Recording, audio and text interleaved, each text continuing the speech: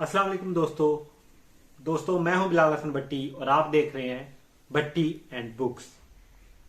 दोस्तों आज मैं आपके सामने एक नए मौजू के साथ हाजिर हुआ हूं, एक नई किताब, एक नए मुसन्नफ के साथ हाजिर हुआ हूं।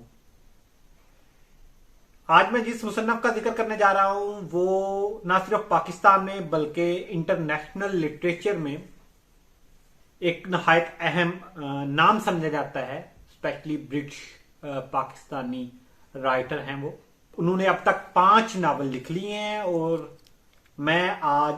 उनके 2022 में शाया होने वाले नए नावल के मुतल्लिक गुफ्तगू करूंगा। उससे पहले मैं इस मुसन्नफ का एक ब्रीफ सा तारुफ देना चाहूंगा और ख़ास तौर पे उनके पिछले लिखे गए नावल और उनके मौज़ूआत पे बात करना चाहूंगा। उसकी ख़ास वजह यह है कि अगर इस मुसन्नफ के मौज़ूआत को समझ लिया जाए या उन पे बात कर ली जाए तो हालिया नावल और इवन इस मुसन्नफ के तमाम 5 नावलों को समझना और उनके मौज़ूआत का इहाता करना जो है वो बहुत आसान हो जाएगा। तो दोस्तों मैं जिस मुसन्नफ का जिक्र कर रहा हूं उसका नाम है Mohsin Hamid. Mohsin Hamid Pakistani born British writer है। उन्होंने अपना लड़कपन जो है वो पाकिस्तान में गुजारा और अपनी जो एजुकेशन है वो अमेरिका से हासिल हुई और उसके बाद वो अब बरतानिया रह रहे हैं। उन्होंने हार्वर्ड और प्रिंसटन जैसे अहम अदारों से तालीम हासिल की और इवन उन्होंने जो लिखने का फन है वो भी बाकायदा सीखा। मोहसिन हामिद का पहला नावल 2000 में माउथ स्मोक के नाम से शाया हुआ। दूसरा नावल 2007 में द रिलक्टेंट फंडामेंटलिस्ट के नाम से शाया हुआ, जो यकीनन आप में से बहुत सारे लोगों ने देखा होगा, सुना होगा, क्योंकि वो उनका सबसे ज्यादा मशहूर नावल है। तीसरा novel how to get filthy rich in South Asia है। चौथे नावल का नाम एग्जिट वेस्ट है। इवन एग्जिट वेस्ट भी जो है वो बहुत ज्यादा मशहूर नावल है। इसके बाद एग्जिट वेस्ट जो है वो 2017 में आया था और जो हाल ही में उनका शाया हुआ है almost in the end of 2021 और 2022 के शुरू में, वो है the last white man. Mohsin Hamid की पहली किताब जो थी द माउथ स्मोक, उसको पेन हेमिंगवे अवार्ड मिला था, जो हमेशा कोई भी ऐसे राइटर को मिलता है जिसकी पहली किताब बहुत अच्छी हो। तो पेन हेमिंगवे के अलावा उनकी बाकी किताबें जो हैं वो स्पेशली द रिलक्टेंट फंडामेंटलिस्ट और एग्जिट वेस्ट जो है वो बुकर प्राइज के लिए भी शॉर्टलिस्ट हुई थी। इसके अलावा उनकी किताबें जो हैं वो न्यूयॉर्क की बेस्ट सेलिंग जो फेरिस्त है उसमें हमेशा शामिल रही हैं। भी मशहूर शख्सियात हैं उनकी रीडिंग टेबल पे या टू बी रीड लिस्ट में मोहसिन हामिद का कोई ना कोई नावल शामिल होता है, चाहे वो बिल गेट्स हों, चाहे वो ओबामा हों या इस तरह दीगर मशहूर शख्सियात। मोहसिन हामिद ने जो शोहरत हासिल की वो द रिलक्टेंट फंडामेंटलिस्ट से हासिल की थी। ऑल्दो माउथ स्मोक जो है वो एक मशहूर समझा जाने वाला नावल है, लेकिन चूंकि उसका जॉनरा या जो सेटिंग थी वो बेसिकली लाहौर की थी और उनका जो हीरो है प्रोटैगनिस्ट वो ताल्लुक रखता है अपर क्लास फैमिली से, दारा, और उसमें मोस्टली जो है वो लाहौर की अपर क्लास की जो मुनाफकत है उसको दिखाया गया है। इसके साथ साथ इस नावल में चलने वाला एक पैरेलल थीम जो है वो दारा शकू और औरंगजेब के दरमियान जो तारीखी चपकलश है उसको भी जाहिर करता है। द रिलक्टेंट फंडामेंटलिस्ट का जो मौजू है वो जंग है और जंग के बाद स्पेशली ईरान इराक जंग और अमेरिका अफगानिस्तान जंग जो 9/11 के बाद सिनेरियो बनता है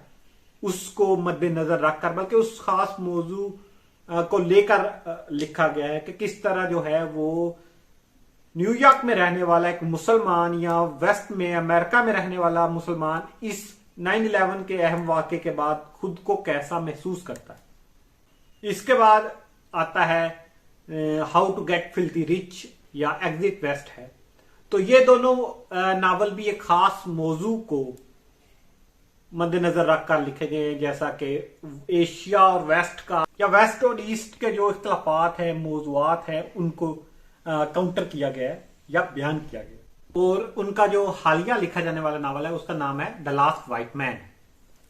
वैसे तो जो क्रिटिक्स हैं वो ये कह रहे हैं कि द लास्ट व्हाइट मैन में मेटामॉर्फोसिस की वो टेक्निक जो काफका ने अपने नावल में इस्तेमाल की थी वो इस्तेमाल की गई है, लेकिन मैं बतौर कारी ये समझता हूं कि इसमें होजे सारामागो के नावल ब्लाइंडनेस में जो तकनीक इस्तेमाल की गई है उसका इस्तेमाल इसी नावल में किया गया है। और जिस तरह द ब्लाइंडनेस में यकदम एक शहर में अंधेपन की बीमारी आ जाती है और वो देखते ही देखते पूरे शहर को अपनी लपेट में ले लेती है, इसी तरह द लास्ट व्हाइट मैन में मोहसिन हामिद ने जो तकनीक इस्तेमाल की है उसमें भी एक किसी वेस्टर्न मुल्क में किसी शहर में एक सफेद फार्म शख्स जो है वो ब्राउन होना शुरू हो जाता है, भूरा रंग उनका होना शुरू हो जाता है। और इस नावल का हीरो जो है एंडर्स, वो पहला शख्स है जो कि भूरा होना शुरू होता है। इसके बाद इसकी महबूबा और बाकी लोग जो हैं शहर में, उनकी रंगत जो है वो बदलना शुरू हो जाती है। और इस बदलती रंगत के साथ जो खास चीज दिखाई गई है वो नफरत है जो सफेद फार्म लोग जो हैं वो भूरे रंग या काले रंग वाले लोगों के साथ करते हैं। इवन जब एंडर्स भूरा होना शुरू होता है तो उसका अपना वालिद जो है वो उसको पहचान नहीं पाता, उसको देख नहीं पाता, इवन बर्दाश्त नहीं कर सकता। और ना ही ओना जो हीरोइन है नावल की, उसकी माँ अपनी बेटी का भूरा होना या ब्राउन कलर का होना बर्दाश्त कर सकती है। पहले तो जब एंडर्स का रंग भूरा होना शुरू होता है या जब वो ब्राउन कलर का होना शुरू होता है तो वो जब जहां जहां जाता है लोग उसको पहचानते नहीं है, उसको हकारत की नजर से देखते हैं। ये वो नफरत है जो व्हाइट एंड ब्लैक या व्हाइट एंड ब्राउन लोगों के दरमियान है। और इसमें जो खास मौजू उभर कर सामने आता है वो आइडेंटिटी क्राइसिस का है या वो आइडेंटिटी कॉन्फ्लिक्ट का है जो वेस्ट में देखने को मिलता है। तकरीबन ये सारा नावल ही उसी मौजू को लेकर चलता है। बिल्कुल सेम टेक्निक है जिस तरह ब्लाइंडनेस की है, लेकिन ब्लाइंडनेस ज़ाहिर एक बहुत बड़े राइटर का लिखा हुआ एक अजीम नावल है। वो इस वजह से कि वो ब्लाइंडनेस में with the passage of time जो है वो चीजें रिवील होना शुरू हो जाती हैं और उसमें एक सोसाइटी का जो केओस है वो बहुत उभर कर आता है। लेकिन जिस तरह बाकी अपने नावलों में मोहसिन हामिद ने किसी भी मौजू को लेकर जब लिखना शुरू किया तो वो इन डेप्थ स्टडी नहीं नजर आती या वो उस मुआशरे की, वहां के रहने वाले लोगों की या उसके मेन करैक्टर की जो है वो शख्सियत उस तरह उभर कर सामने नहीं आती। वो वही मसला मुझे द लास्ट व्हाइट मैन में भी नजर आया। नो डाउट एक अच्छी कोशिश थी और एक अच्छा मौजू उन्होंने चुना, लेकिन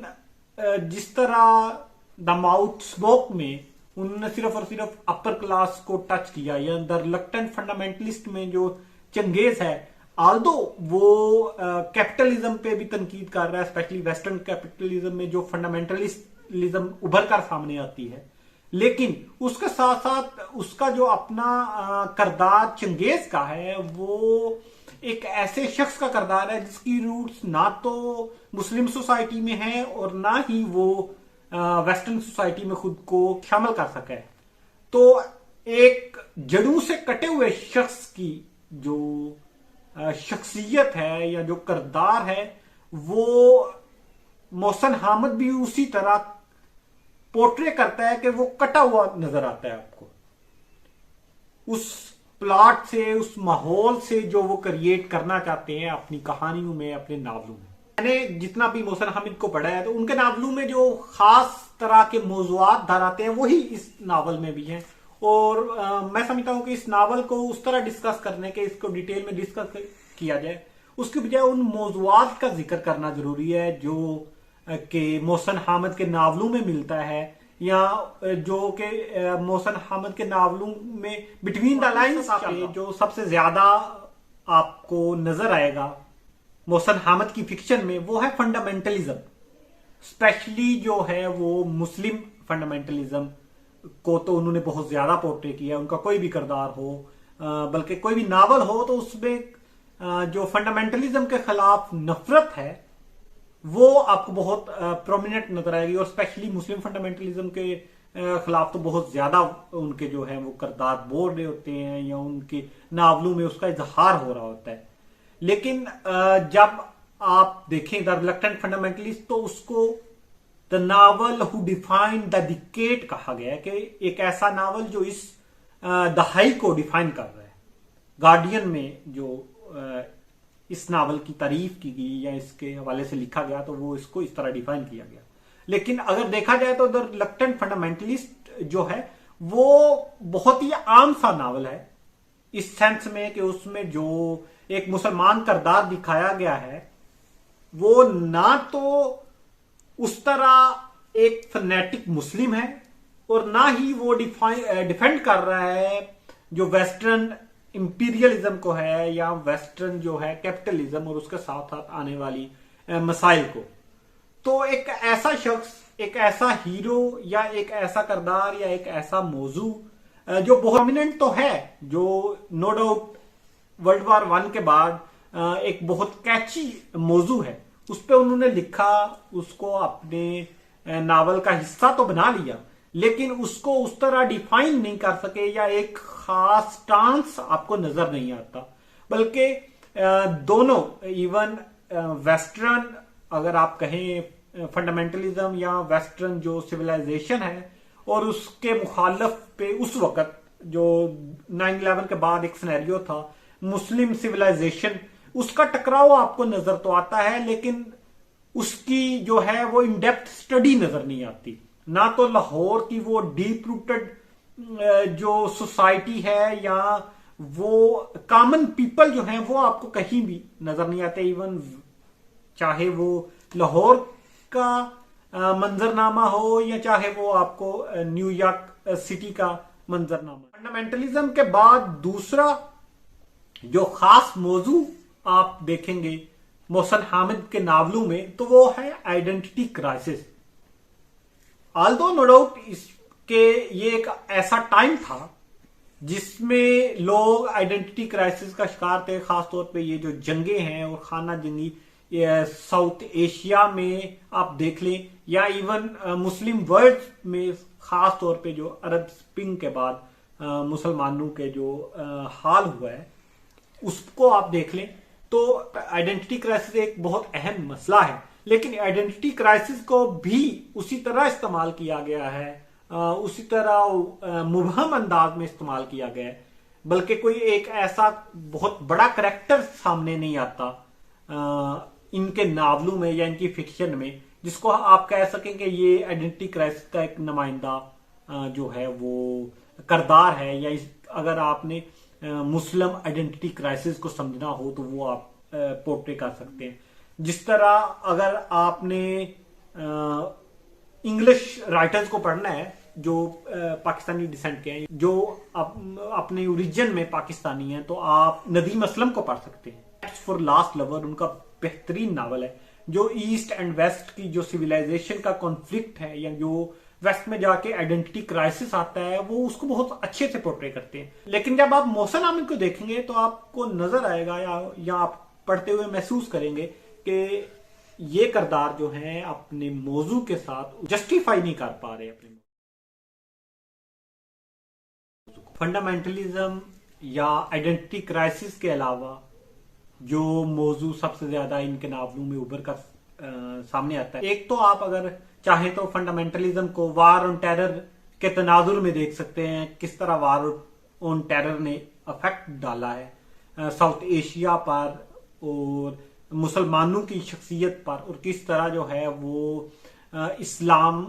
और इस्लाम से ताल्लुक रखने वाले लोगों के साथ आपको नफरत नजर आती है। जिसको इस्लामोफोबिया के नाम से आप इमरान खान के तकरीरों में भी सुनते हैं, और इस तरह बाकी जो एकेडमिक राइटर्स हैं उन्होंने भी इस पे बहुत ज्यादा लिखा है। इसके अलावा वार ऑन टेरर के अलावा जो खास मौजूद जिसको चुना हुआ है मोहसन हामिद साहब ने, वो है क्लैश ऑफ सिविलाइजेशन। नुमाइया तौर पर उनकी जो है वो रेटिंग में नजर आएगा, वो है ईस्ट एंड वेस्ट का जो तनाव है, या मुस्लिम सिविलाइजेशन और वेस्टर्न या अमेरिकन सिविलाइजेशन का जो इख्तलाफ है वो बहुत जो है वो उभर कर सामने आता है, या उसको ही मौजू बनाया गया है। चाहे आप वो रिलक्टेंट फंडामेंटलिस्ट देख लें, चाहे how to become filthy rich या एग्जिट वेस्ट देख लें, इन तीन जो इनके मोस्ट प्रोमिनेंट जो नावल है उनमें यही है कि ईस्ट का रहने वाला एक शख्स जब वेस्ट में जाता है तो वो किस तरह डील कर रहा होता है, और उनकी शख्सियात पे क्या असर पड़ रहा होता है, या उनकी शख्सियात किस हद तक जो है वो परेशानी का शिकार होती हैं, वो कैमोफ्लाज किस्म के इंसान उभर कर सामने आते हैं। मेरा ख्याल है कि जितने भी अहम लिखने वाले हैं, जिसमें कामला शमसी हैं या मोहसन हामिद हैं, या इसके अलावा जो है वो फातिमा भुट्टो हैं, इन्होंने जिन भी मौजूआत को टच किया है, या इनके लिखे जाने वाले जो नावल हैं, वो ज्यादातर जो है वो इसी खास एक लाइन, एक खास टाइप ऑफ जो है कंटेंट को या खास टाइप ऑफ सब्जेक्ट को डील कर रहे होते हैं। कामला शमसी को ज्यादा नहीं, क्योंकि उनका एक जो होम फायर है वो स्पेशली इस मौजू को बहुत डीपली तो नहीं कहते, लेकिन टच कर रहा है इस्लाम और वेस्ट का जो मतलब क्लैश है, या ईस्ट एंड वेस्ट का क्लैश है, या इस्लामिक सिविलाइजेशन और वेस्टर्न सिविलाइजेशन का जो क्लैश है, ये आपको नजर आएगा। और स्पेशली जो है वो अफगान वार पर बहुत ज्यादा ऐसा काम है। और मेरा ख्याल है कि जितने भी ये नावल लिखे गए हैं वो मतलब उस तरह डीप रूटेड नहीं है जिस तरह इतराज ने अपने नावल चिल्ड्रन ऑफ डस्ट के नाम से जो उसने लिखा उसमें वो शो किया है। या आप एच.एम. नकवी के होम बॉय को देख सकते हैं, वो बहुत डीप रूटेड नावल आपको नजर आएगा। आप पढ़ते हुए देख सकेंगे यार ये एक इस मौजू पे लिखे जाने वाले बहुत अहम नावल है। उस तरह मैं नहीं समझता कि मोहसन हामिद इस मौजू को डील कर पाए हैं। और एक चीज जो मैंने उनके इंटरव्यू से पढ़ते हुए मुझे पता चला कि वो ये कह रहे हैं कि मैं जो लिखता हूं वो अपने एक्सपीरियंसेस से लिखता हूं, लेकिन जो मैं रिसर्च नहीं करता, या उस तरह जो हवाला जात होते हैं या तारीखी वाकयात होते हैं उनको अपने नावलों में नहीं लिखना चाहता। और दूसरा उन्होंने एक जगह ये भी जिक्र किया कि वो चाहते हैं कि उनके नावल को 2 दफा पढ़ा जाए, इसलिए वो मुख्तसर लिखते हैं, ना कि कोई आधे दरमियान में छोड़ दिया जाए। मैं ये समझता हूं कि ये जो दूसरी बात उन्होंने की कि मैं मुख्तसर इसलिए लिखता हूं कि लोग उसको दूसरी दफा पढ़ें, तो ये कोई इतनी अच्छी बात नहीं है एक फिक्शन राइटर की कि वो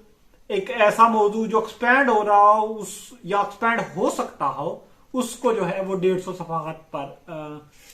जो है वो प्रिसाइज कर दें, या उसकी प्रेसी करके या उसको मुख्तसर कर दें। तो ये आपको बतौर राइटर जो है वो उस तरह फ्रीली लिखने पे, सोचने पे, या मौजूआत को डील करने में रुकावट सामने आता है। और यही मुझे लगता है कि ये एक बहुत अहम रुकावट है कि वो समझते हैं कि वो अपने नावलों को जो है वो 150, 140, 50, 80 जो है वो सफहात पर खत्म कर दें। माउथ स्मोक में मेरा ख्याल है उन्होंने इस जो है वो चीज को मद्देनजर नहीं रखा, और इसीलिए वो जो है वो 250 पेजेस से above चला गया था। और आल्दो वो उनका पहला नावल था, तो इसलिए भी शायद उन्होंने उसमें खुलकर वो वाकयात लिखे जो उनकी अपर क्लास जिंदगी में लाहौर में रहते हुए उनको देखने को मिले। और यही वो एक्सपीरियंस है जो शो होता है। अगर आप 5 के 5 नावल पढ़ेंगे तो उसमें एक्सपीरियंस ही नजर आएगा, कोई इन डेप्थ स्टडी नजर नहीं आएगी सोसाइटी की, या आपको राइटर जो है वो डीपली रूटेड नजर नहीं आएगा अपने मौजू के हवाले से या अपने सेटिंग के हवाले से। जिन लोगों के बारे में वो लिख रहा है उनकी नफ्सियात, रस्म रवाज, या उनके रहन सहन, या उनकी जिंदगियों के तजादात को उस तरह नजर नहीं आप देख सकेंगे इन नावलों में। तो मेरा ख्याल है कि ये आल्दो वो मतलब बुकर प्राइज शॉर्टलिस्टेड हैं, पेन हेमिंगवे उनके पास है, उनको पूरी दुनिया की जो है वो मशहूर शख्सियात पढ़ रही हैं, और वो एक फेस हैं पाकिस्तान लिटरेचर का या पाकिस्तान के जो है अदब का बैन अल-अक़वामी सतह पर। लेकिन अगर आप डीपली या उनके सारे काम को पढ़ेंगे तो मेरा नहीं ख्याल कि उसमें आपको कोई एक ऐसा पाकिस्तानी शख्स मुकम्मल नजर आए या कोई ऐसा मुसलमान करदार मुकम्मल नजर आए जिसमें आप कह सकते हैं कि उसके अंदर एक मुसलमान की वो सारी खूबियां, खामियां, नफ्सियाती तनाव या मसाइल जो हैं वो आपको नजर आ जाएंगे, या एक पूरा एशियन जो है वो शख्स नजर आए। बल्कि उन्होंने जो भी लिखा है वो तकरीबन आधे इंसान को मद्देनजर रखते हुए ही लिखा है, मैं तकरीबन यही समझता हूं अपनी नाकस राय में। और इसके अलावा उनकी शोहरत की ये भी एक खास वजह मुझे ये लगता है कि उन्होंने मौज़ूआत वो चुने जो वार ऑन टेरर पे हैं, या जो लाहौरी अपर क्लास के हवाले से हैं, या उसके अलावा ईस्ट एंड वेस्ट की जो सिविलाइजेशन का क्लैश है। क्योंकि आप देखें 9/11 के बाद स्पेशली 2007, 13, 17 और अब 22, इसमें लिखे जाने वाले जितने भी नावल हैं आप देखेंगे वो जिस खास पीरियड ऑफ टाइम में आपको लिखे गए नजर आएंगे, उसमें जो मौजू होगा वही आपको उस 4-5 साल के दौरान कहीं ना कहीं इंटरनेशनली डिस्कस होता नजर आएगा। और यही एक खास वजह है इनकी शोहरत की, और यही वजह है कि उनकी जो बुक्स बिकती हैं वो उनकी जो तादाद है वो बहुत ज्यादा है, वो मिलियंस में है। क्योंकि जिस तरह आजकल का दौर है क्लिक बाइट का, सोशल मीडिया का, तो आज से पहले मतलब 10 साल पहले ही उन्होंने जब मौजूआत का की सिलेक्शन करनी थी तो उन्होंने खास मौजूआत को सिलेक्ट किया जो उनको वाकई ही प्रोमिनेंट बना देंगे, या उनकी लिखत को बहुत से हलकों में डिस्कस करने पे वो मजबूर हो जाएंगे। तो मोहसिन हामिद नो डाउट एक बहुत मशहूर, लेकिन मैं एक आम कारी होने की हैसियत से जो राय दे रहा हूं उसमें मैं नहीं समझता कि मोहसिन हामिद का वो मुकाम है, या मोहसिन हामिद अपनी लिखत के एतबार से कामला शमसी या तारिक अली, नदीम असलम के लेवल का है, या उनके किरदार उस तरह डीप रूटेड है। तो इस मौजू के साथ अब तक के लिए इतना ही। आइंदा एक नए नावल के साथ आपके सामने हाजिर होऊंगा, तब तक के लिए अल्लाह हाफिज, शुक्रिया।